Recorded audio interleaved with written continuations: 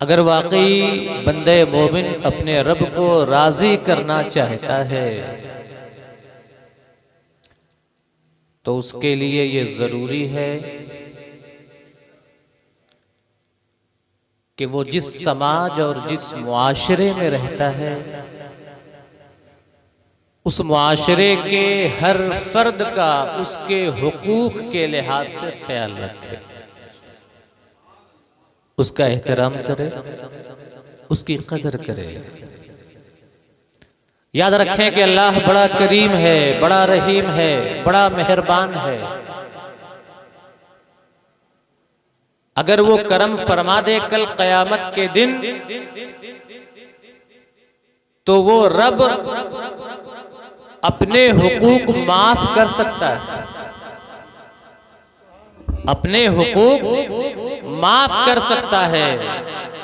लेकिन हम जिस मुआशरे में रहते हैं उस मुआशरे के अफराद के हुकूक जो हम पर आयद होते हैं वो रब माफ नहीं करेगा, क्योंकि रब ने वादा फरमा लिया है कि बंदो एक दूसरे पर तुम्हारे जो हुकूक हैं वो जब तक तुम माफ नहीं करोगे हम माफ नहीं करेंगे। इसलिए बंदों के हुकूक जरूर अदा करते रहे, इसलिए कि ये बंदे कल क़यामत के दिन बड़े कंजूस होंगे। क्या होंगे? बड़े कंजूस होंगे। अगर इनका कोई हक आपके ऊपर आता है और दुनिया में आपने अदा नहीं किया है तो अल्लाह की कसम कल ये आपसे आपकी नेकियां वसूल करेंगे। और अगर आपके पास नेकियां नहीं हैं तो अपने गुनाह आपके सर डाल देंगे। और ये मैं नहीं कह रहा, ये हदीस बता रही है, ये हदीस बता रही है। अल्लाह के रसूल सल्लल्लाहु तआला अलैहि वसल्लम ने एक बार रब्बे कायनात की बारगाह में अर्ज किया कि मेरे मौला, क़यामत के दिन हश्र के मैदान में मेरी उम्मत का मामला मेरे हवाले कर देना, मेरे हाथ में दे देना।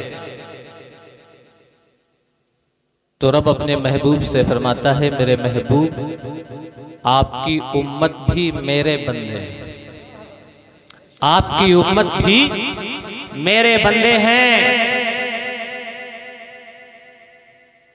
मैं खुद उनके मामलात देखूंगा, उनका हिसाब लूंगा और फिर अगर वो ईमान वाले हैं तो अपनी कर्म नवाजी के लिहाज से उनके साथ मामला फरमाऊंगा, अपनी कर्म नवाजी के लिहाज से मामला फरमाऊंगा। अल्लाह के रसूल सल्लल्लाहु तआला अलैहि वसल्लम इरशाद फरमाते हैं, आला हज़रत इमामुल बरकत इमाम अहमद रज़ा क़ादरी बरेलवी क़ुद्दस सिर्रुहु ने अपने मलफूजात में बयान किया है कि कल क़यामत के दिन रसूलुल्लाह सल्लल्लाहु तआला अलैहि वसल्लम पर ईमान रखने के सदक़े में ला इलाहा इल्लल्लाह और मुहम्मदुर रसूलुल्लाह की बरकत से अल्लाह बंदगाने मोमिन को अपने साये रहमत में ले लेगा, अपने दामने रहमत में ले लेगा। और इतना मेहरबान होगा, इतना करीम होगा कि वो रब फरमाएगा, मेरे बंदो सुनो, मैंने आज अपने हुकूक माफ कर दिए, अब तुम अपने एक दूसरे के हुकूक माफ कर दो और जन्नत में दाखिल हो जाओ। एक दूसरे के हुकूक माफ करो और जन्नत में दाखिल हो जाओ। सुन लें, जो माँ बाप का हक नहीं अदा करते हैं, जो भाई बहन का हक अदा नहीं करते हैं, जो पड़ोसियों का हक अदा नहीं करते हैं, वो गौर से सुने।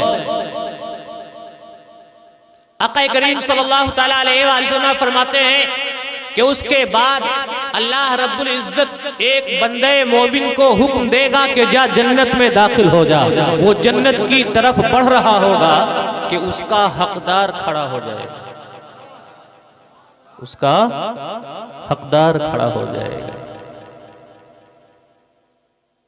और कहेगा, मेरे मौला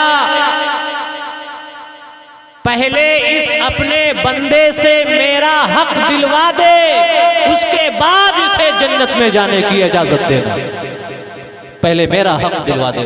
मुसलमानों सुने और इबरत हासिल करें। उसे रोक दिया जाएगा जन्नत में दाखिल होने से। हमारा हाल क्या है? हमारे नजदीक माल, दौलत, पैसे ही सब कुछ है।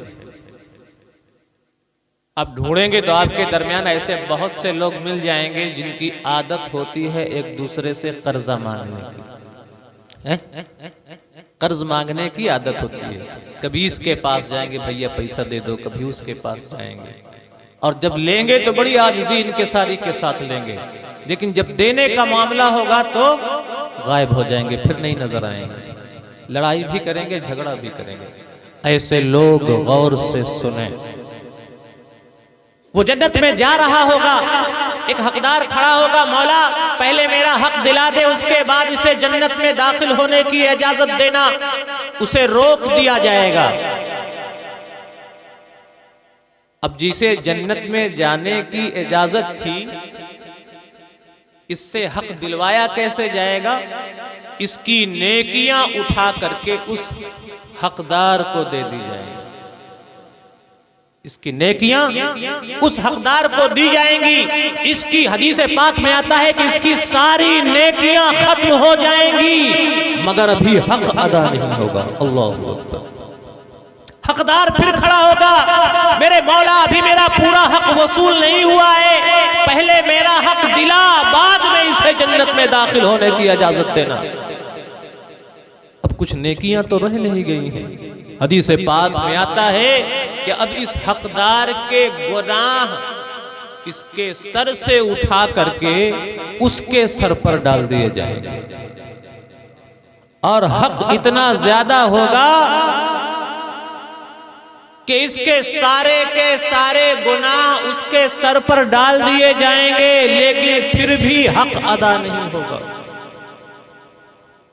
अल्लाह के रसूल सल्लल्लाहु अलैहि वसल्लम का ये इरशाद सुने मुसलमानों, और इबरत हासिल करें। जो दूसरों से पैसे लेते हैं, हदीस पाक में आता है कि जिसने किसी से 3 पैसे लिए होंगे, कितने? 3 पैसे। जिसने किसी से 3 पैसे लिए होंगे और दुनिया में अदा नहीं किए होंगे, 3 पैसों के बदले में कल कयामत के दिन उसकी 700 नेकियां ले ली जाएंगी। 700 बाजमात नमाजें ले ली जाएंगी। कितनी? 700 बाजमात नमाजें। मुसलमानों, हम नमाज ही कितनी पढ़ते हैं? हम नमाजें कितनी पढ़ते हैं और फिर जमात के साथ कितनी पढ़ते हैं? हदीस पाक में आता है कि 3 पैसों के एवज उसकी 700 बाजमात नमाजें इससे लेकर के हकदार को दे दी जाएंगी। इसके गुनाह उठा करके उसके सर पर डाल दिए जाएंगे। हक इतना ज्यादा होगा कि सारे गुनाह भी खत्म हो जाएंगे, लेकिन अभी हक वसूल नहीं होगा। वो हकदार फिर खड़ा होगा, मेरे मौला अभी मेरा हक मुझे पूरा नहीं मिला है, पहले मेरा हक दिलवा दे, बाद में इसे जन्नत में दाखिल होने की इजाजत दे। मुसलमानों, इस हदीस पाक को सुने और सोचें कि जिस रब की हम नाफरमानी करते रहते हैं, वो रब हम पे कितना मेहरबान है। और जिन दोस्तों के लिए, जिन यारों के लिए हम गुनाह पे गुनाह करते जाते हैं, ये यार आखिरत में कैसे होंगे और आपकी नेकियां कैसे ले लेंगे और अपने गुनाह आपके सर पर कैसे डालेंगे? सुने, इसकी सारी नेकियां खत्म हो चुकी हैं और इसके सर पर हकदार के सारे गुनाह डाल दिए गए हैं, फिर भी अभी हकदार को इत्मीनान नहीं है। कह रहा है कि मेरे मौला अभी मेरा हक वसूल नहीं हुआ, पहले मेरा हक दिला, बाद में इसे जन्नत में दाखिल होने की इजाजत देना। मुसलमानों, रब कितना मेहरबान है तुम पर। सुनो, रब फरमाएगा उस हकदार से कि इसकी सारी नेकियां तुमने ले ली हैं और इसके सारे गुनाह और तुम्हारे सारे गुनाह इसके सर पर डाल दिए गए हैं, अब इसके पास बचा ही क्या है जो तुम लोगे? अब इसके पास बचा ही क्या है तुम जो लोगे। लेकिन वो कहेगा कि नहीं मेरे मौला, मैं कुछ नहीं जानता, मुझे मेरा हक दिलाया जाए। तो वो रब जिसकी हम नाफरमानी करते रहते हैं, वो रब हम पर कैसे मेहरबानी करेगा। रब अपने फरिश्तों को हुक्म देगा, फरिश्ते जन्नत से एक जन्नती महल उठा करके लाएंगे और वो जन्नती महल मैदाने महशर में रख दिया जाएगा। और इतना शानदार होगा, इतना आलीशान होगा, इतना अजीम होगा कि ये हकदार उस महल को देखते ही उसका दीवाना हो जाएगा और रब इसके दिल में उस महल की ख्वाहिश पैदा कर देगा। ये हकदार कहेगा मेरे मौला ये तो इतना आलीशान और कीमती महल है, भला इसे कौन खरीद सकता है। तो रब फरमाएगा मेरे बंदे तू खरीद सकता है, मेरे बंदे तू खरीद सकता है। वो हकदार कहेगा मेरे मौला मैं कैसे खरीद सकता हूं। तो रब ताला फरमाएगा मेरे बंदे सुन, फला के जो हक, फला के ऊपर तुम्हारा जो हक है उस हक को माफ कर दो और उसका हाथ पकड़ करके जन्नत में दाखिल हो जाओ। यही इस महल की कीमत है।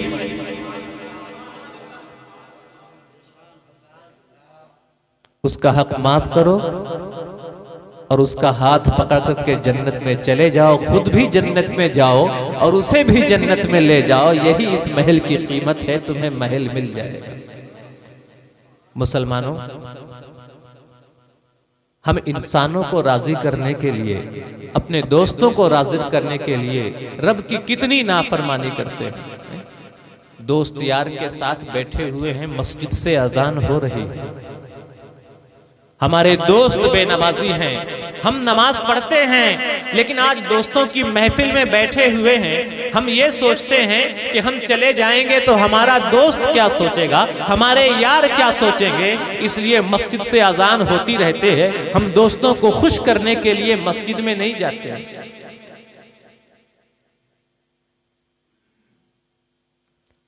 कितने ही ऐसे हमारे दोस्त हैं जो शराबें पीते हैं, जुए खेलते हैं, मोबाइल में गलत चीजें देखते हैं और हम उनके साथ दोस्ती निभाने के लिए हम सोचते हैं कि हमारा दोस्त कहीं नाराज ना हो जाए, लाओ हम भी दोस्त को खुश करने के लिए शराब पी लेते हैं, लाओ हम भी उसके साथ बैठ करके जुआ खेल लेते हैं, लाओ वो मोबाइल में बुरी चीज देख रहा है, हमें दिखा रहा है, तो लाओ दोस्त नाराज ना हो जाए तो लाओ हम भी देख लेते हैं। ये दोस्त आपके लिए कल कयामत के दिन वबाले जान साबित होगा। और जिस रब की हम नाफरमानी करते रहते हैं वो कितना मेहरबान है कि हमें जन्नत में ले जाने के लिए, हमें जन्नत में दाखिल करने के लिए वो जन्नत से एक महल लाएगा मैदाने महशर में और उसकी ख्वाहिश पैदा करेगा हकदार के अंदर। मुसलमानों, अच्छे लोगों को दोस्त बनाएं और बुरों से हमेशा दूर रहें। ऐसे लोगों को न दोस्त बनाएं। अगर अच्छों को दोस्त बनाएंगे तो ये दुनिया में भी काम आएंगे और आखिरत में भी काम आएंगे। और अगर आपने गलत दोस्त बनाए हैं तो ये दुनिया में तो आपको नुकसान पहुंचाते ही रहे, आखिरत में भी आपको जबरदस्त नुकसान पहुंचाएंगे। कल क़यामत में अगर काम आएंगे तो सिर्फ अल्लाह का खौफ रखने वाले दोस्त काम आएंगे। कुरान करीम में रब इरशाद फरमाता है, अल अखिल्लाउ यौमइज़िन बअदुहुम लिबअदिन अदुव्वुन इल्लल मुत्तकीन। कल क़यामत के दिन सारे के सारे दोस्त एक दूसरे के दुश्मन बन जाएंगे, कोई किसी के काम नहीं आएगा सिवाय उन लोगों के जो अल्लाह का खौफ रखते हैं, जो अल्लाह का डर रखते हैं, जो अल्लाह के सच्चे और नेक बंदे हैं कि ये दुनिया में भी दोस्ती का हक निभाएंगे और आखिरत में भी दोस्ती का हक निभाएंगे। आयत की तफसीर में हजरत अली रज़ियल्लाहु ताला अन्हो एक हदीस रिवायत करते हैं। हदीस सुने मुसलमानों और फिर सोचें कि आपके सच्चे और नेक दोस्त क्या और कैसे आपके काम आएंगे और बुरे दोस्त कैसे आपको नुकसान पहुंचाएंगे।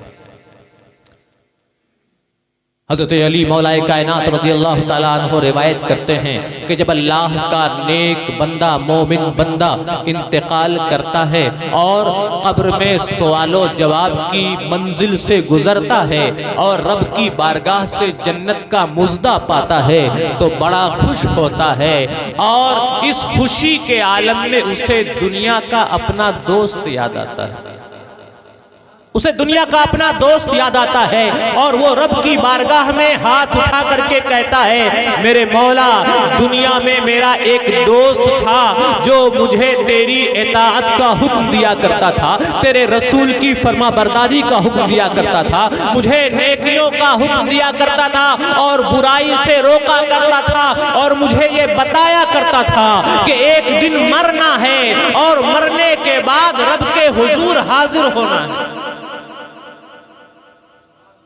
वो जन्नती कहेगा, मेरे रब आज मैं जिस मकाम पर फाइज हूं, तूने मुझे जन्नत का आज जो मुज़दा सुनाया है, इस जन्नत को पाने में मेरे दुनिया के उस दोस्त का बड़ा अहम किरदार है। इसलिए मेरे मौला जैसे तूने मुझे जन्नत का मुज़दा सुनाया है, मौला तू उसे भी जन्नत अता करना। मेरे मौला जैसे तू मुझसे राजी हो गया है, मेरे उस दोस्त से भी राजी हो जाना। मौला जैसे तूने मुझे माफ कर दिया है, मेरे उस दोस्त को भी माफ कर देना। रब फरमाएगा, मेरे बंदे सुन, हमने तेरे उस दोस्त के लिए जो नेमतें तैयार कर रखी हैं, अगर तू उन नेमतों को देख लेता तो तू रोता कम हंसता ज्यादा। परेशान होने की जरूरत नहीं है, तेरे उस दोस्त के लिए हमने अपनी आखिरत में नेमतें और इनामात तैयार करके रखे। ये नेक दोस्त है। और दोस्त अगर बुरा है तो उसका हाल क्या होगा वो सुने। हदीस पाक का ये टुकड़ा बड़ा इबरतनाक है। अल्लाह के रसूल सल्लल्लाहु अलैहि वसल्लम इरशाद फरमाते हैं, और अगर मरने वाला बुरा था, फिस्को कुफ्र से मुलव्विस था और सवालो जवाब के मरहले से जब गुजर रहा था कामयाब नहीं हुआ और रब की बारगाह से उसे दोज़ख का परवाना सुनाया गया, तो उस वक्त उसे दुनिया का अपना दोस्त याद आएगा और वो अपने दुनिया के बुरे दोस्त को याद करके रब से कहेगा, मेरे मौला दुनिया में मेरा एक दोस्त था, मौला दुनिया में मेरा एक दोस्त था जो मुझे तेरी इताअत से रोका करता था, तेरे रसूल की फरमा बरदारी से रोका करता था, मुझे नेकियों का हुक्म नहीं दिया करता था, मुझे बुराइयों की तरफ ले जाया करता था और मुझसे कहा करता था कि जो कुछ है ये दुनिया है, मरने के बाद कुछ होने वाला नहीं है। मेरे रब आज जिस जहन्नम का परवाना तूने मुझे सुनाया है, इस मकाम तक पहुंचने में मेरे उस दोस्त ने बड़ा अहम रोल अदा किया है। इसलिए मेरे मौला जैसे तूने मुझ पर गजब का नुज़ूल फरमाया है, मेरे उस दोस्त के हक में भी गजब का मुजाहरा करना। मेरे मौला जैसे तू मुझसे राजी नहीं हुआ है, उससे भी राजी मत होना। जिस दोज़ख का वादा तूने मेरे लिए फरमाया है, उसी दोज़ख का परवाना उसे भी सुना देना मेरे मौला। ये बुरा दोस्त है। अल्लाह के बंदो, हमेशा अल्लाह वालों से दोस्ती करो, अल्लाह के नेक बंदों से दोस्ती करो, अच्छे लोगों के साथ बैठो। अगर अच्छे लोगों के साथ बैठे, अच्छे लोगों से दोस्ती की, तो ये कल क़यामत में आपके काम आए, मरने के बाद भी आपकी रुश्दो हिदायत के लिए दुआएं करते रहें। और दोस्त बुरा बनाया है और मर गया तो उसका अंजाम तो बुरा है ही, मरने के बाद आपके बुरे अंजाम की रब से दुआ करता रहेगा। जिस मुआशरे में रहते हैं उस मुआशरे के हर फर्द का हक अदा करें, माँ बाप का भी हक अदा करें, भाइयों का भी हक अदा करें, पड़ोसियों का भी हक अदा करें, ताकि किसी का हक आपके ऊपर न रह जाए। और जब रब अपने हुकूक माफ कर दे तो किसी बंदे का हक आपके ऊपर न रहे और आप जन्नत में दाखिल हो जाएं। ये माँ बाप हैं जिन्होंने हमारी परवरिश की, हमारी तरबियत की। ये कितना बड़ा हक रखते हैं। लोग माँ बाप के हुकूक अदा करने में बहुत गफलत करते हैं। न जाने कितने ऐसे लोग मिल जाएंगे जो दोस्त और अहबाब को खुश करने के लिए अपने माँ बाप को नाराज करते रहते हैं। मेरे मोहतरम, ये जो माँ बाप हैं इनकी कदर कर लें। जब तक ये दुनिया में है इनका हक अदा कर लें। इनका हक क्या है, इनके साथ करना क्या चाहिए। ये माँ बाप तो ऐसे हैं कि अगर ईमान की दौलत से माला माल नहीं है तब भी इस्लाम हुक्म देता है कि इनके साथ हुस्न सुलूक किया जाए, इनकी खिदमत की जाए, इनकी फरमाबरदारी की जाए, सिवाय नाजायज कामों के। एक सहाबिया हैं हजरत अबू बकर सिद्दीक रज़ी अल्लाह ताला अन्हा की बेटी हैं हजरत अस्मा बिनते अबी बकर रज़ी अल्लाह ताला अन्हा। मदीने में हैं, इनकी माँ ईमान वाली नहीं थी। एक बार माँ मदीने चल करके आती है बेटी से मिलने के लिए। अस्मा बिनते अबी बकर को मालूम होता है तो अभी माँ से नहीं मिलती हैं, पहले अल्लाह के रसूल की बारगाह में हाजिर होकर के मसला दरियाफ्त करती है। मुसलमान हैं तो पहले मसला दरियाफ्त कर लें, उसके बाद अमल करें, ना ये कि पहले अमल कर लें बाद में मसला दरियाफ्त करें। लोग पहले बीवी को तलाक दे देते हैं, धाएं धाएं तलाक तलाक तलाक, और उसके बाद मसला पूछते हैं, फिर बचने की राह तलाश करते हैं। हज़रत अस्मा बिनते अबी बकर का किरदार बता रहा है कि मुसलमान को अगर किसी मसले में शुबा हो तो पहले मसला दरियाफ्त करे बाद में अमल करे। पहले अमल कर लिया है और फिर मसला दरियाफ्त कर रहा है तो अफसोस का हाथ मलने के अलावा कोई और चारा नहीं रहेगा। पहले तलाक दे दिया बाद में मसला दरियाफ्त करेंगे तो अफसोस के हमेशा शिकार रहेंगे। अस्मा बिनते अबी बकर ने अल्लाह के रसूल की बारगाह में हाजिर होकर के मसला दरियाफ्त किया, या रसूल अल्लाह मेरी माँ मदीना आई हुई हैं, मुझसे मिलना चाहती हैं, ईमान वाली नहीं हैं। ए अल्लाह के रसूल मुझे ये बताया जाए कि क्या मैं अपनी माँ से मिल सकती हूँ, क्या अपनी माँ के साथ हुस्न सुलूक कर सकती हूँ। तो आका इरशाद फरमाते हैं, अस्मा सुनो, वो तुम्हारी माँ है, अपनी माँ से मुलाकात करो और उनके साथ हुस्न सुलूक करो, उनकी खिदमत करो। क्यों? ये माँ बाप हमारी तरक्की के लिए, हमारी खुशी के लिए अपना सब कुछ कुर्बान कर देते हैं। अल्लाह की कसम, ये हमें खुश रखने के लिए अपना सारा गम हमसे छुपा करके रखते हैं। एक शायर को माँ बाप के जाने के बाद माँ बाप की कदर मालूम हुई तो उसने कहा था कि घर की इस बार मुकम्मल में तलाशी लूंगा, घर की इस बार मुकम्मल में तलाशी लूंगा। गम छुपा कर मेरे माँ बाप कहाँ रखते थे, गम छुपा कर मेरे माँ बाप कहाँ रखते थे। ये बाप जिसकी हम बात नहीं सुनते हैं, दोस्तों को खुश करने के लिए जिसे नाराज करते रहते हैं, जिसके साथ बदतमीजियां करते हैं, ये बाप हमारे लिए दिन दिन भर मेहनतें करता है, परदेशों में रहता है, सऊदिया रह करके कमाता है। किस लिए?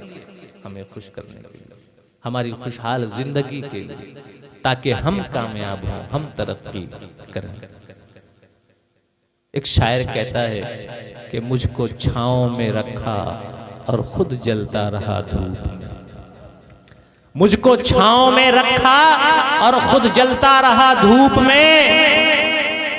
मैंने देखा है एक फरिश्ता बाप की परछाई में, मैंने देखा है एक फरिश्ता बाप की परछाई में। इसीलिए अल्लाह के रसूल सल्लल्लाहु अलैहि वसल्लम की बारगाह में जब एक सहाबी ने हाजिर होकर के पूछा था कि या रसूल अल्लाह, माँ बाप का मकाम व मर्तबा क्या है, तो आका ने इरशाद फरमाया था, हुमा जन्नतुका व नारुका। ए पूछने वाले सुन ले, तुम्हारे माँ बाप तुम्हारी जन्नत भी हैं, तुम्हारी दोज़ख भी हैं सुलूक करके उन्हें राजी कर लिया है तो वो तुम्हारी जन्नत हैं। और अगर नाफरमानी करते रहे, नाराज किया और नाराजगी के आलम में माँ बाप दुनिया से चले गए तो याद रखना वो तुम्हारी जहन्नम बन जाएंगे, तुम्हारे लिए दोज़ख बन जाएगा। माँ बाप की कदर करें, उनका हक अदा करें।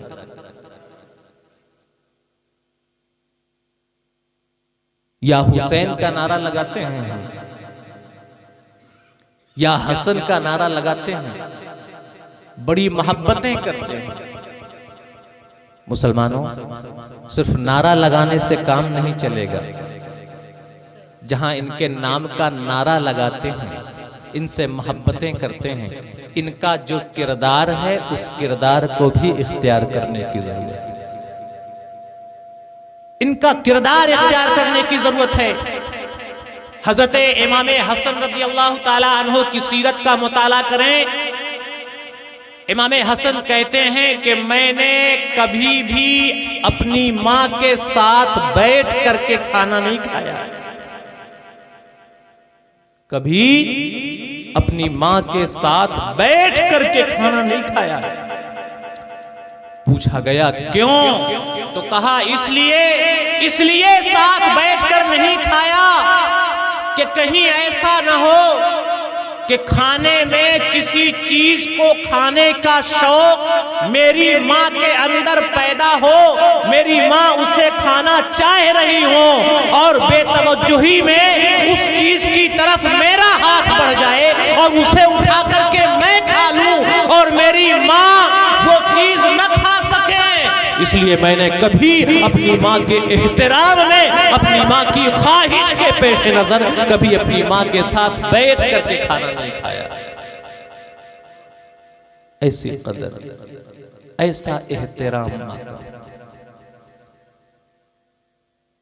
गौसुल अगवास, पीरे पीरा, मीरे मीरा, सैयदना सरकार गौसे आजम हजरत अब्दुल कादिर जिलानी रज़ी अल्लाह ताला अन्हु की याद में हम ये महफिल मुनक़िद कर रहे हैं।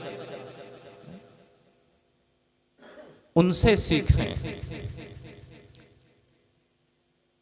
आज हम माँ बाप की बात नहीं सुनते हैं। और गौसे आजम का किरदार क्या था कि माँ ने जो एक जुमला फरमा दिया, हमेशा के लिए उसे सीने से लगा लिया। 18 साल की उम्र में इल्मे दीन हासिल करने के लिए बगदाद की तरफ जा रहे हैं। जिस काफिले में आप शरीक थे, डाकू उस पर हमला कर देते हैं, सारा माल लूट लेते हैं। एक डाकू इनसे भी पूछता है, नौजवान बता तेरे पास भी कुछ है? कहते हैं हाँ हैं, 40 अशरफियां हैं, 40 दीनार हैं। डाकू तो हैरान रह जाता है, लोग डाकुओं से अपना माल छुपाते हैं, ये नौजवान बता रहा है। कहता है मजाक कर रहे हो? नौजवान का नहीं, मजाक नहीं कर रहा हूं, मेरी गुदड़ी में देख लो, अंदर की तरफ मेरी मां ने थैली में सिल दिया है। यकीन नहीं आता। वो डाकू अपने सरदार के पास लेकर के जाता है। सरदार भी पूछता है, नौजवान सरकार गौसे आजम 18 साल की उम्र के हैं, कहते हैं कि मेरे पास 40 अशरफियां हैं। जब 40 अशरफियां नौजवान के पास मिल जाती हैं, डाकू को हैरानी होती है। कहता है कि नौजवान ये बताओ, लोग तो अपना माल डाकुओं से छुपाते हो और तुमने बगैर किसी जबर और ज्यादती के बता दिया, वजह क्या है? तो सरकार गौसे आजम ने फरमाया था, सुनो, जब मैं बगदाद की तरफ रवाना हुआ था तो मेरी माँ ने मुझसे कहा था कि बेटा ये बात याद रखना, हालात कैसे भी हो जाएं, हमेशा सच बोलना, हमेशा सच बोलना, हालात कैसे भी हो हमेशा सच बोलना। मैं अपनी माँ के साथ किया हुआ वही वादा निभा रहा हूं, मैं अपनी मां के साथ किया हुआ वही वादा निभा रहा हूं। ये जुमले थे या तासीर के तीर डाकुओं के दिल में उतर जाते हैं।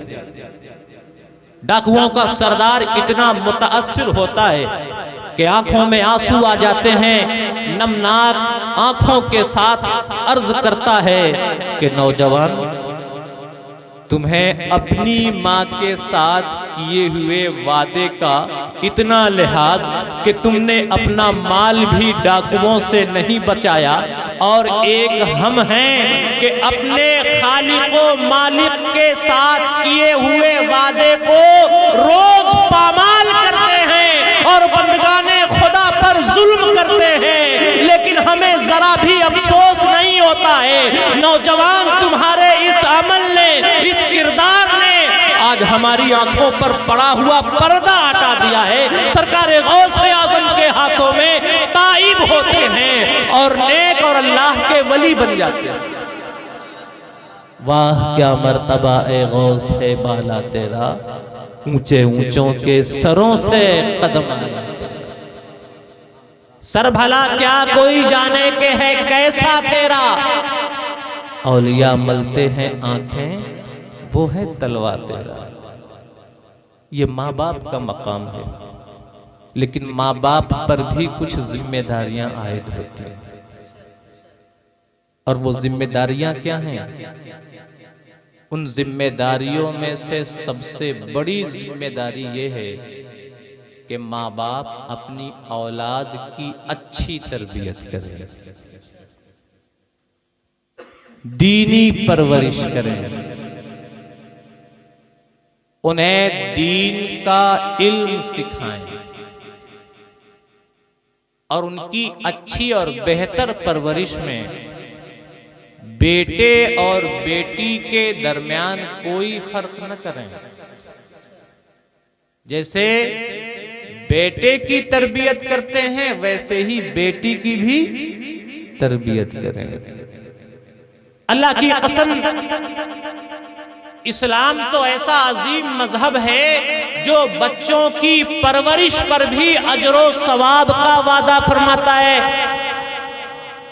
दुनिया ने बेटी पर हमेशा जुल्म किया, दुनिया के रवैये से बेटियां हमेशा नाइंसाफी का शिकार रहीं, लेकिन जब इस्लाम आया और सरवरे कायनात आए तो बेटियों का उनका हक दिलाया और बेटियों को रहमत बताया है। बेटियों की तरबियत पर अजरो सवाब क्या है सुने।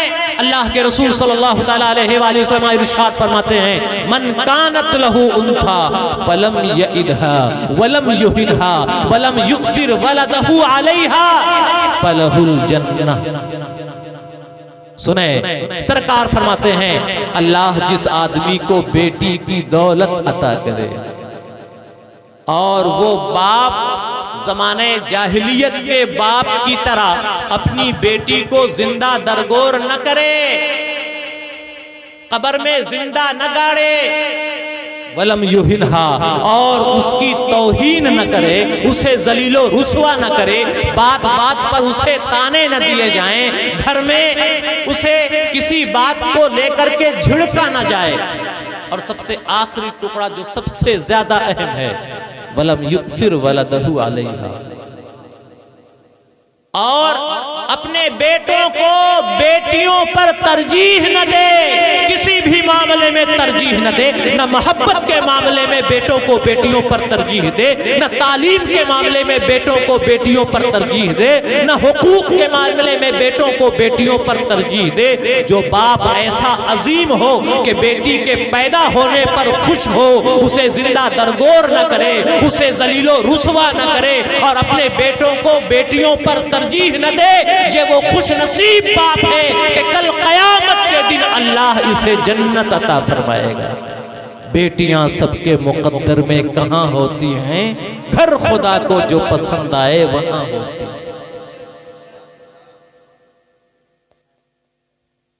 तो बेटियों की और बेटों की यकसां तरबियत करें, परवरिश करें,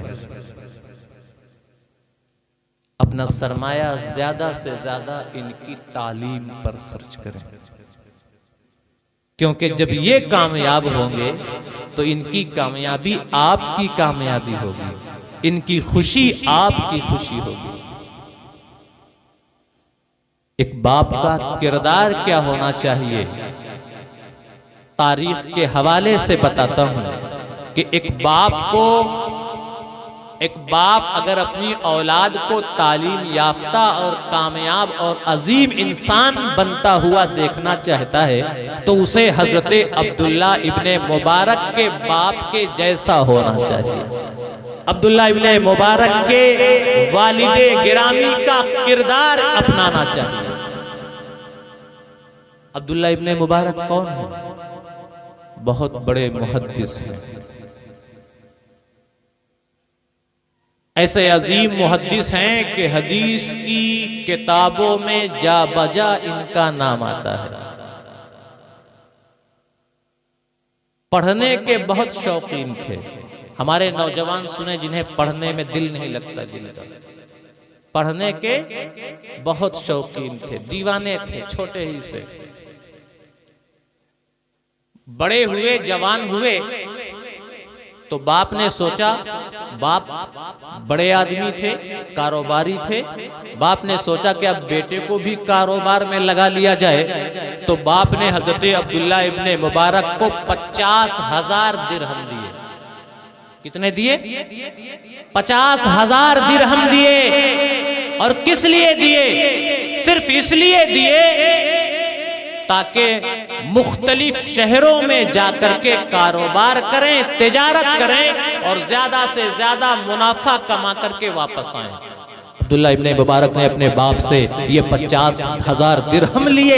गए तो मुख्तलिफ शहरों में, लेकिन शहरों में जाकर के तिजारत क्या करते हैं वो सुने। तमाम शहरों में जाते हैं, जिस शहर में जाते हैं वहां के उलमा और मशाइख के बारे में मालूमात हासिल करते हैं। फिर उन उलमा और मशाइख के पास जाकर के इल्म सीखते हैं, हदीस की किताबें लिखते हैं। एक शहर से दूसरे शहर जाते हैं, दूसरे शहर से तीसरे शहर जाते हैं और मशाइख हदीस के पास जाकर के हदीसें सीखते हैं, हदीसें लिखते जाते हैं। जब सारे पैसे खर्च हो जाते हैं, 50,000 दिरहम खत्म हो जाते हैं, वापस अपने शहर आते हैं, वालिदे गिरामी से मुलाकात होती है तो बाप पूछता है, बेटा ये बताओ कितना मुनाफा कमा करके लाए हो, क्या फायदा लेकर के आए हो?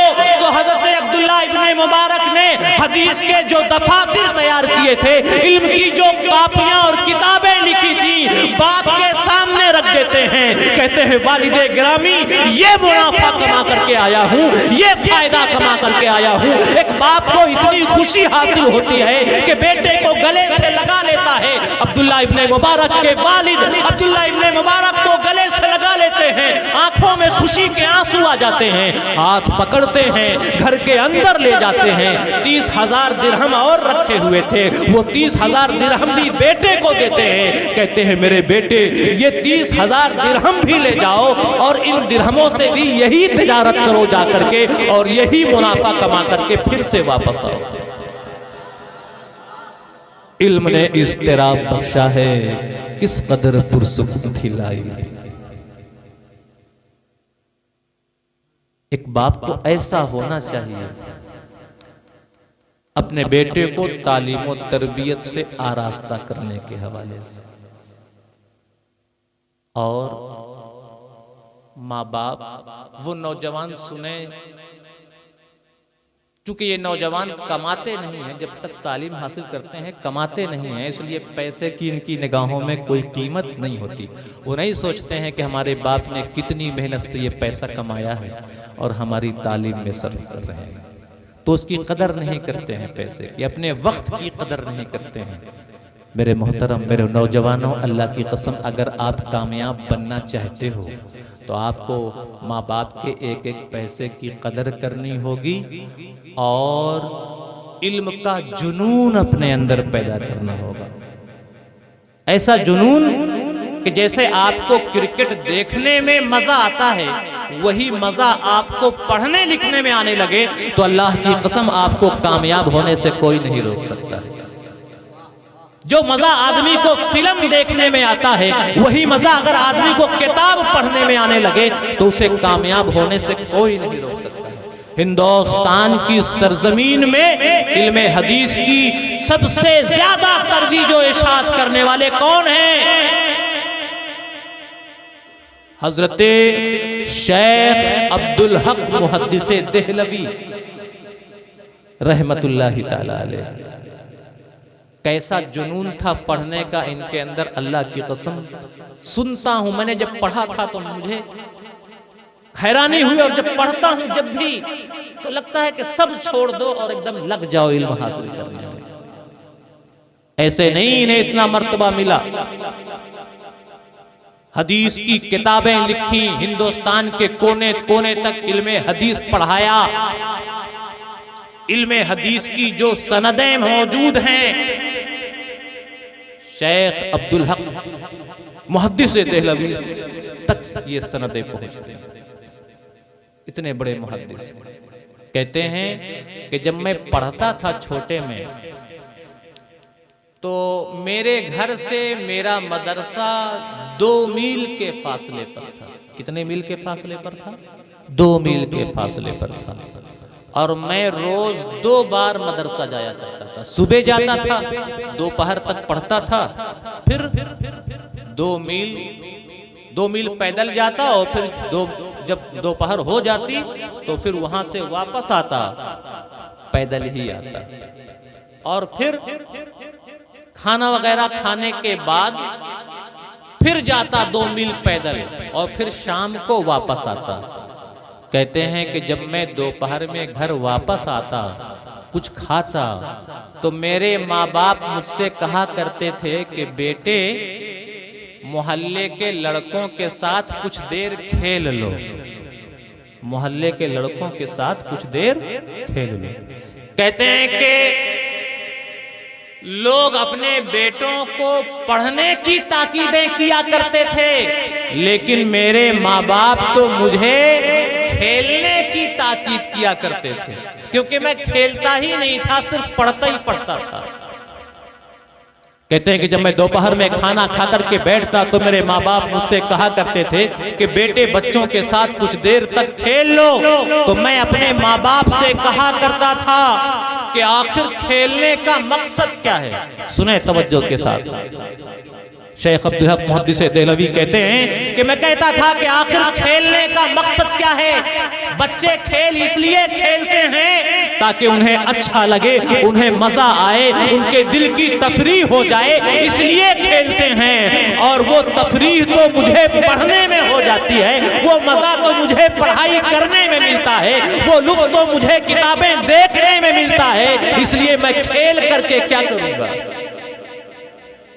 नारे तकबीर, नारे रिसालत, सादाते किराम।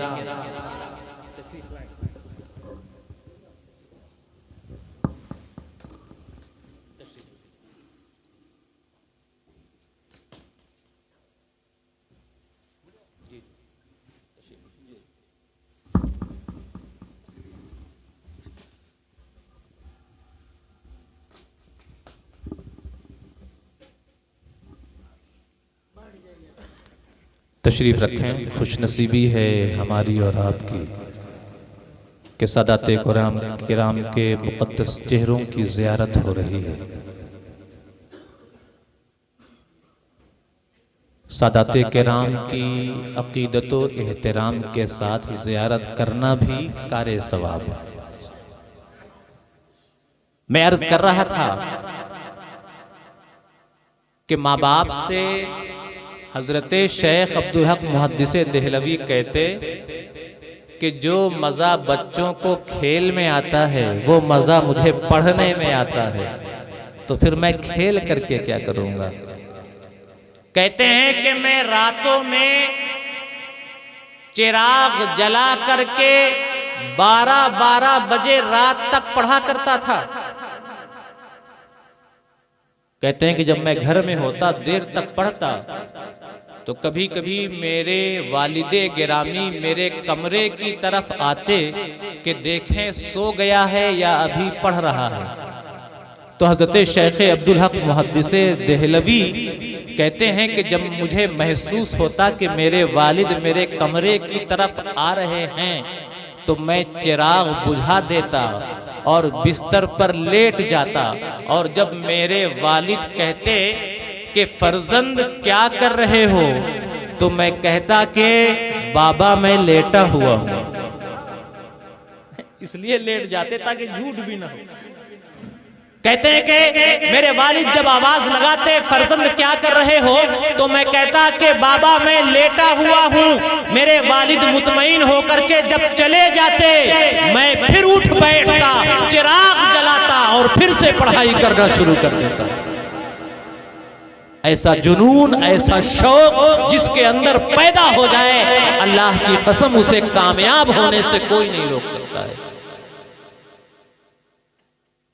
आज सैयदना गौसे आजम हजरत अब्दुल कादिर जिलानी बगदादी रज़ियल्लाहु ताला अन्हु की याद हम मना रहे हैं। इन्होंने कितनी मेहनतें की हैं, इनका किरदार क्या है पढ़ाई और तालीम के हवाले से। 18 साल की उम्र में जब जीलान से बगदाद इल्म हासिल करने के लिए गए थे, कहते हैं कि एक बार बगदाद में ऐसा खौफनाक कहत पड़ा था, ऐसा सूखा पड़ा था कि लोग पत्ते और सब्जियां खाने पर मजबूर हो गए थे। कहते हैं जब बगदाद में खौफनाक कहत पड़ा था, मैं सख्त तंग दस्ती से दो चार हुआ था। मेरी माँ ने जो मुझे अशरफियां दी थी वो खत्म हो गई थी। कई रोज तक मुझे फाके का शिकार रहना पड़ता था। कहते हैं कि एक बार मैं कई रोज का भूखा था, तो मैं दरियाए दिजला की तरफ रवाना हुआ, इस इरादे से कि दरियाए दिजला के किनारे लोग जो सब्जियां और तरकारियां फेंक देते हैं खराब, जो सब्जियों और तरकारियों के पत्ते फेंक देते हैं, चलो दरियाए दिजला के किनारे चलते हैं, वो सब्जियां फेंकी हुई मिल जाएंगी तो उन्हें खा लूंगा। उन पत्तों को खा करके, उन फेंकी हुई सब्जियों को खा करके आपने जिंदगी गुजारी। कहती हैं एक बार दरियाए दिजला के किनारे गया, कई रोज का भूखा था, इसी इरादे से गया कि जो मिल जाएगा खा लूंगा। कहते हैं दरियाए दिजला के किनारे गया तो देखता क्या हूं कि हर तरफ भूखे लोग मौजूद हैं, और जो भी सब्जियां तरकारियां फेंकी हुई पड़ी हुई हैं, जो भी पत्ते पड़े हुए हैं, उन पत्तों को उठा उठा करके खा रहे हैं। मैंने लोगों पर सबकत करना मुनासिब नहीं समझा, इसलिए वापस हो गया और यूं ही भूखा और प्यासा रहा। शहर आकर के एक मस्जिद में जा बैठा। फिर वो किस्सा है कि एक नौजवान वहां आता है और भुना हुआ गोश्त खाना शुरू करता है। इन्हें देख करके गौसे आजम को देख करके इन्हें भी बुला लेता है और फिर पूछता है कि नौजवान तुम कहाँ के रहने वाले हो? तो आप बताते हैं कि मैं जीलान का रहने वाला हूँ। तो वो पूछता है कि नौजवान तुम अब्दुल कादिर नामी लड़के को जानते हो? तो सरकारे गौसे आजम कहते हैं कि वो खाकसार तो मैं ही हूँ। तब वो नौजवान कहता है कि जो भुना हुआ गोश्त आप खा रहे हैं ये दरअसल आप ही का है। मैं 3 दिन तक भूखा प्यासा रहा, मजबूर होकर के आपकी माँ ने जो मुझे 8 दिनार दिए थे उन्हीं में से कुछ खाना खरीद करके खा रहा था, और हुस्ने इत्तेफाक के रब ने आपसे मिला दिया। मैं आपसे माजरत चाहता हूँ, माफ़ी चाहता हूँ कि मैंने आपकी अमानत में से कुछ पैसे लेकर के आपकी इजाज़त के बगैर खाया है। सरकार गौसे आजम कहते हैं कोई बात नहीं, इतनी मेहनतें की हैं। सरकार गौसे आजम रज़ियल्लाहु ताला अन्हु की सीरत का मुताला करें। कहते हैं कि बगदाद में क़याम के दौरान दिन भर मशाइख़े बगदाद की बारगाहों में हाजिर होकर के इल्म हासिल किया करते थे, और रातों में जंगलों की तरफ निकल जाया करते थे। वहां मुजाहदात किया करते थे, वहां रियाजतें किया करते थे, जो पढ़ा है उसे याद किया करते थे। तो रब ताला ने ये मकाम व मर्तबा अता किया, ऐसे नहीं मिल गया। इतनी मेहनतें की हैं, इतनी रियाजतें की हैं, खुलूस था तो रब ने ये मकाम अता किया। जबान में तासीर कहां से आई? गौसे आजम की तकरीरों की तासीर ये थी कि लोग गुनाहगार इनकी महफिलों में इनकी तकरीरें सुन करके ताइब हो जाया करते थे, लोग ईमान ले आया करते थे। इनकी तकरीरें सुन करके लोग बेहोश हो जाया करते थे। कितनों की रूहें जिस्म से परवास कर जाया करती थी।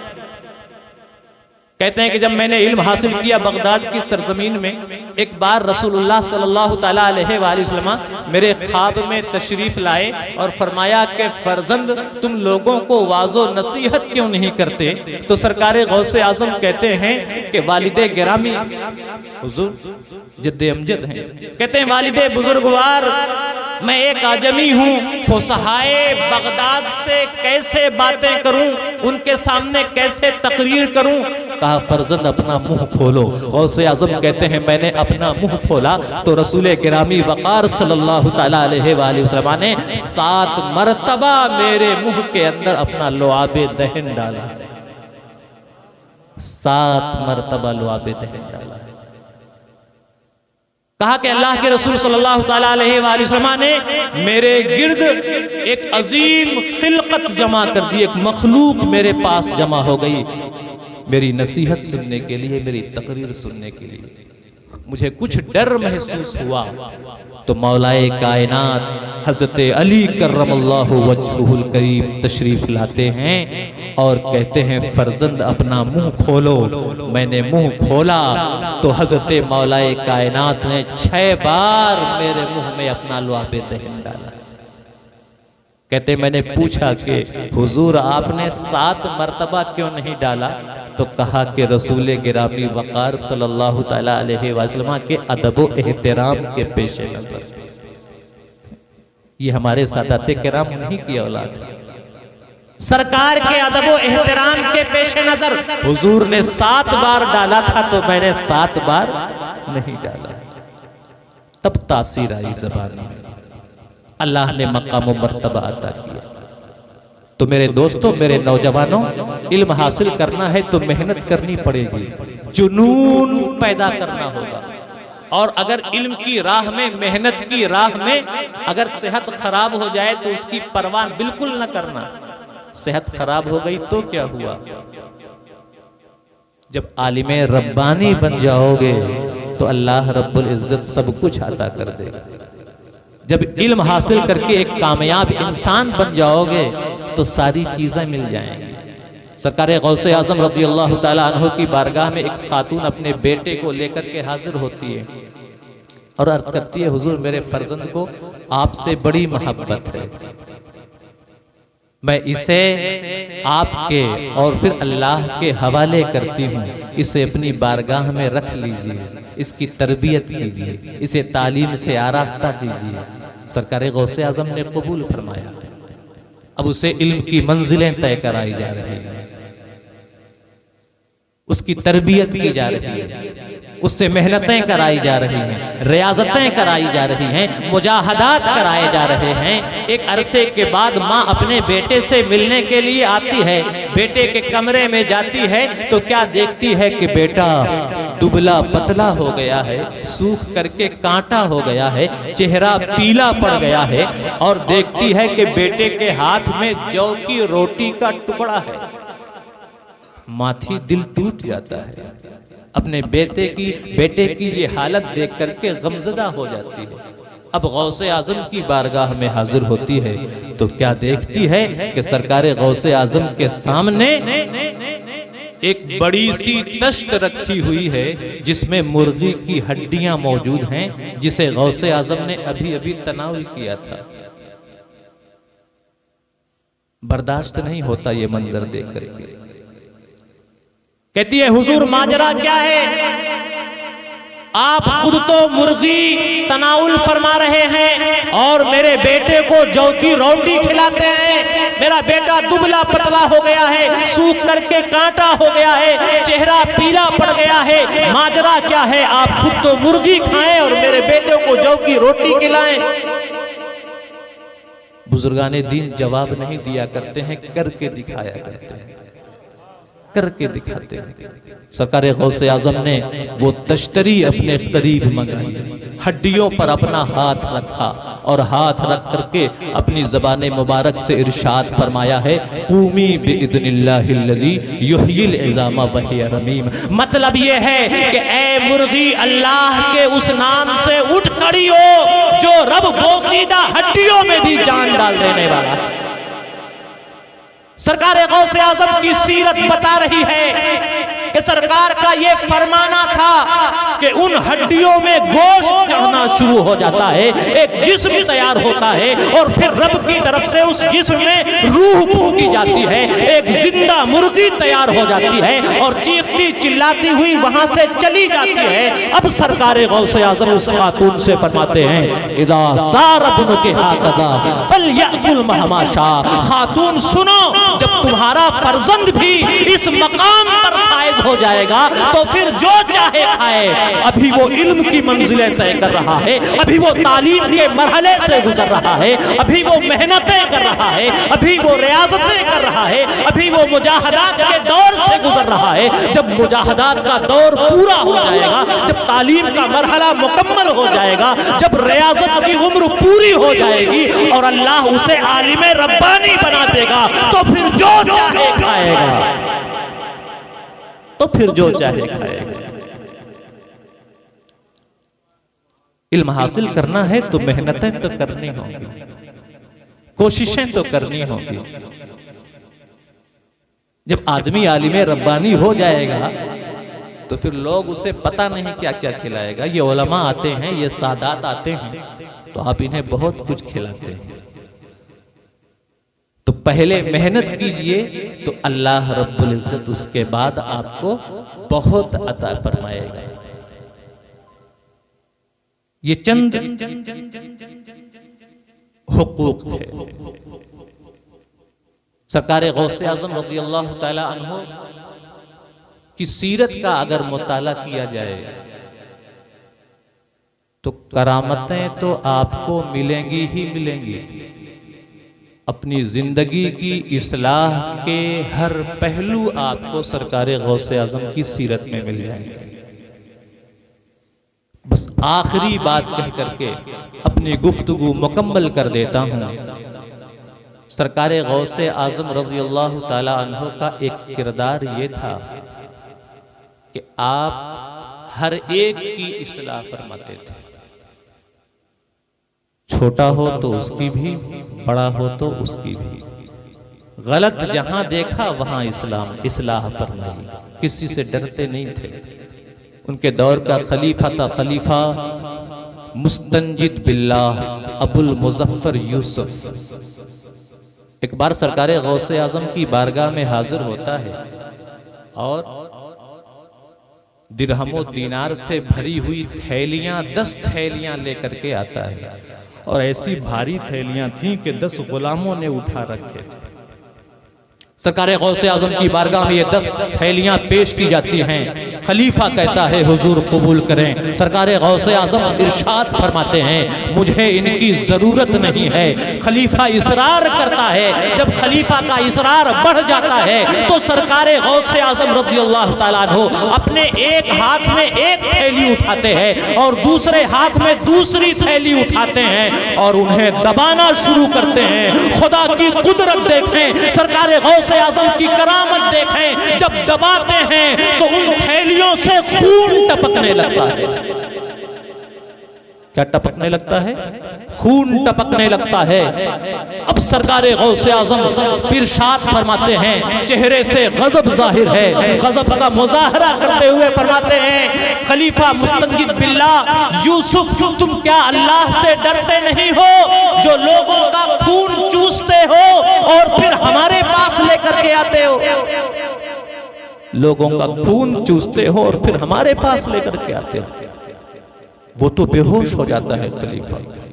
उस वक्त लोगों को खिताब करते हुए सरकार गौसे आज़म इरशाद फरमाते हैं व इज़्ज़तिल माबूदे लौला हुर्मतुत इत्तिसालिही बिरसूलिल्लाह सल्लल्लाहु तआला अलैहि वसल्लम लतरक्तुद दमा यजरी इला मंजिलही। फरमाते हैं माबूद की कसम है, रब्बे जुल जलाल की कसम है, अगर मुझे रसूलुल्लाह सल्लल्लाहु तआला अलैहि वसल्लम से इस आदमी के नसबी ताल्लुक का ख्याल न होता तो अल्लाह की कसम मैं इस खून को इसी तरह छोड़ देता, यहाँ तक कि ये खून यहाँ से बहते बहते इसके महल तक जाता और सारे लोग जान जाते कि बादशाह कितना जालिम है, जो लोगों पर जुल्म करता है, जुल्म करके लोगों से माल वसूल करता है और फिर बुजुर्गाने दीन की बारगाह में पेश भी करता है।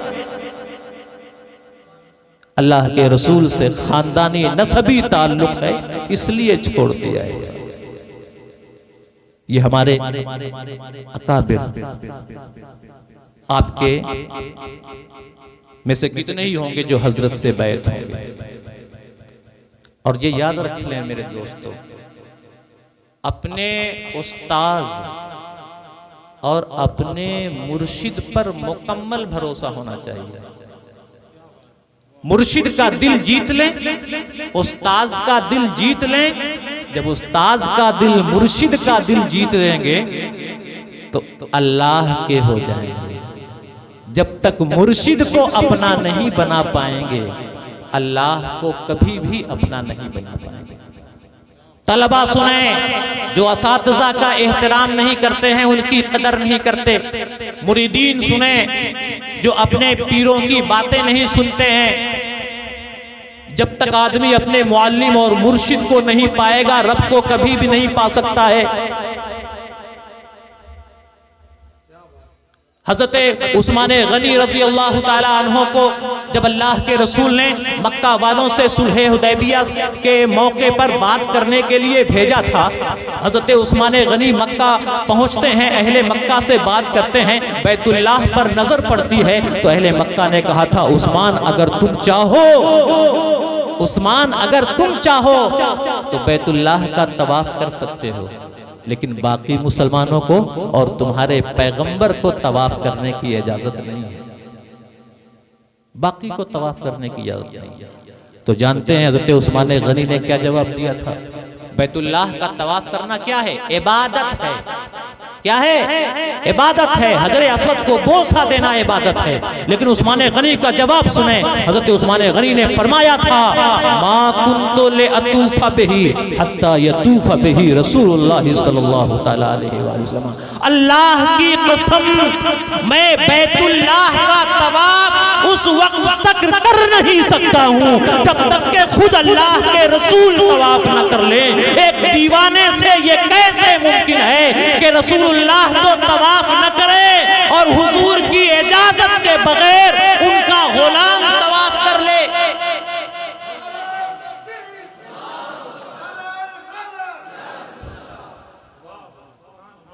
हमें करनी है शहनशाह बतहा की रजा जोई, हमें करनी है शहनशाह बतहा की रजा जोई। जो अपने हो गए तो रहमते परवरदिगार अपने। और आला हज़रत का दूसरा शेर है, साबित हुआ कि जुमला फराइज फरू, साबित हुआ कि जुमला फराइज फरू हैं, असलुल उसूल बंदगी उस ताजवर की है। कहीं मैं तवाफ कर लूं और मेरे महबूब को मालूम हो जाए और मेरे महबूब के दिल को नागवार गुजरे तो फिर मेरी इस इबादत का फायदा क्या है? तो जो मुअल्लिम हो, जो मुर्शिद हो, पहले उसे पालें। जब उसे अपना बना लेंगे, रब आपको अपना बना लेगा। हजरत जुनैद बगदादी रज़ी अल्लाह ताला अन्हो दरियाए दिजला पार कर रहे हैं, या अल्लाह कहते जा रहे हैं और पानी पर ऐसे चल रहे हैं जैसे आदमी सड़क पर चलता है, डूब नहीं रहे हैं। एक अकीदतमंद पीछे से आता है, कहता है हुजूर मुझे भी दरिया पार करना है। कहते हैं कि या जुनैद कहते जाओ और दरिया पार करते जाओ। उसने या जुनैद का विर्द जबान पर जारी किया और दरिया पर चलने लगा तो ऐसे चल रहा है जैसे खुश्की पे आदमी चलता है, जैसे आदमी सड़क पे चलता है, पानी में पैर डूब नहीं रहे हैं। लेकिन जब बीच दरिया में पहुंचता है तो शैतान उसके दिमाग में वसवसे पैदा करना शुरू करता है। वो सोचता है कि जुनैद बगदादी को तो देखो, खुद तो या अल्लाह कहें और मुझसे या जुनैद कहलवाएं। क्यों ना मैं भी या अल्लाह कहूं और दरिया पार करूं। या जुनैद का विर्द बंद करता है और या अल्लाह का चालू करता है। जैसे ही या अल्लाह का चालू करता है, पानी में डूबने लगता है, पैर पानी में चले जाते हैं, डूब रहा है। अब जब डूबता है तो घबराता है, शेख को आवाज देता है, शेख मैं तो चला, मेरा काम तो तमाम हो रहा है। जुनैद बगदादी फिर कहते हैं, नादान, या जुनैद कहता जा और दरिया पार करता जा। उसने फिर या जुनैद कहना शुरू किया, दरिया से बाहर आ जाता है और पानी पर ऐसे चलने लगता है जैसे आदमी सड़क पर चलता है। दरिया पार करता है, हैरान है, पहुंचता है जुनैद बगदादी की बारगाह में, कहता है कि हुजूर माजरा क्या है, आप या अल्लाह कहें तो दरिया पार कर जाएं और मैं या अल्लाह कहूं तो डूबने लगूं। उस वक्त हजरत जुनैद बगदादी ने कहा था, नादान, अभी जुनैद तक पहुंचा नहीं है और अल्लाह तक पहुंचने की हवस है। पहले अपने मुअल्लिम और मुर्शिद पर एतमाद तो कर, पहले अपने मुर्शिद का हो जा। जब मुर्शिद का हो जाएगा, रब तुझे अपना बना लेगा और जब तुझे रब अपना बना ले तो तू भी या अल्लाह कहना और दरिया पार कर जाना।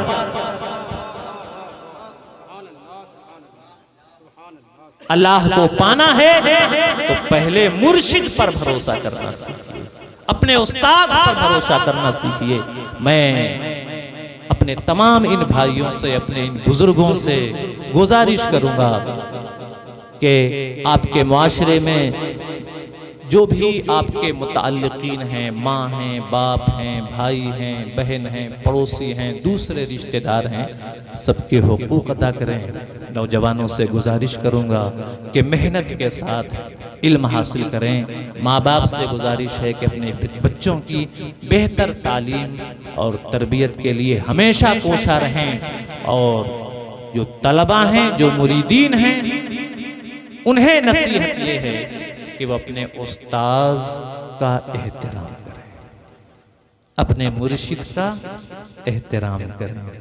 नूरे इल्म तब मिलता है जब उस्ताद राजी हो और अल्लाह तब मिलता है जब मुर्शिद राजी हो। इन्हीं बातों के साथ मैं अपनी गुफ्तगू मुकम्मल करता हूँ। वमा तौफीक़ इल्ला बिल्लाह। अस्सलामु अलैकुम व रहमतुल्लाहि व बरकातहू।